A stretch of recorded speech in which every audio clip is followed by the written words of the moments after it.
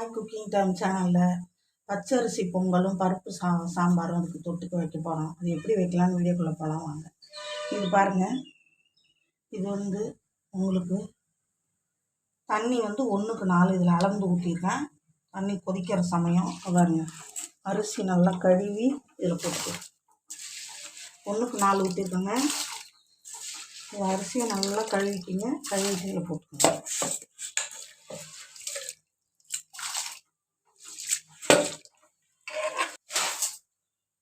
இதுக்கு தேவையானதுக்கு போட்டுக்கோங்க. நீங்கள் குக்கர் நிறையா பொங்குனீங்கன்னா 1 டம்ளர் தண்ணி கம்மியாக வச்சுங்க. 1க்கு 4ன்னு வச்சுருக்கேன். எதால் அரிசி எடுக்கிறீங்களோ அதால் 4. நீங்கள் கம்மியாக பொங்குனீங்கன்னா 4.5 கூட இதுக்கு பிடிக்கும். நிறையா பொங்குனாலே எப்படியும் தண்ணி கம்மியாக இருந்தால் பிடிக்கும். உப்பு போட்டேங்க.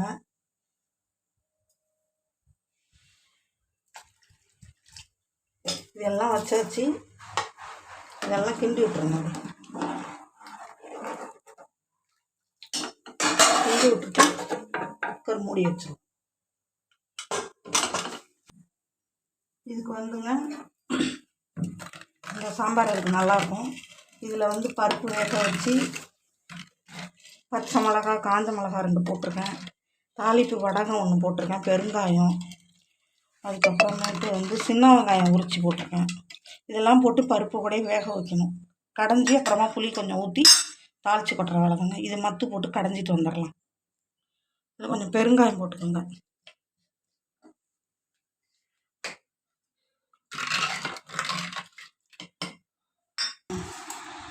பாருங்கள், இந்த பருப்பு சாம்பார் ரெடி ஆகிடுச்சு. இதே அளவு தாங்க இருக்கணும். ரொம்ப தண்ணியாட்டமும் இருக்கக்கூடாது, ரொம்ப தடுப்பாக இருக்கக்கூடாது. இது அப்படியே சுத்தமாக இருக்கும். பொங்கல் சாதத்துக்கு இந்த பக்குவம் தான்.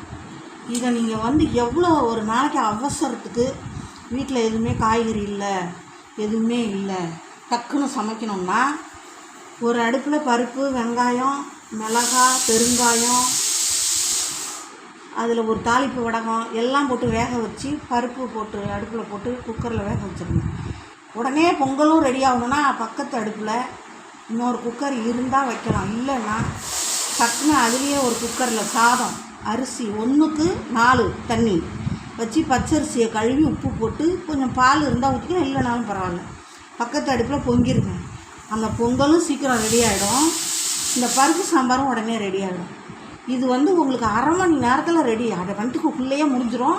அவசரத்துக்கு எனக்காவது காய்கறி இல்லை, வீட்டில் யாரும் ஆள் இல்லைன்னா டக்குன்னு இது மாதிரி பச்சரிசி பொங்கி கோயிலில் பொங்கி இங்கே பாருங்கள், கடுகுலாம் போட்டு தாளித்து வச்சு கருவேப்பிலை போட்டாச்சு, குழம்பு ரெடிங்க. அவ்வளோதான்.